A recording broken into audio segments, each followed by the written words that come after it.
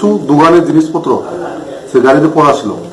তো সেই পরিপ্রেক্ষিতে আমরা ওই দুজনকে ডিটেন করার পরে থানাতে নিয়ে আসি। তাদের নাম হচ্ছে রাকেশ, মিয়া, বাড়ি ইস্ট গুগলপুর, এবং বিশ্বজিৎ দেবনাথ, তার বাড়ি রাজারবাগ।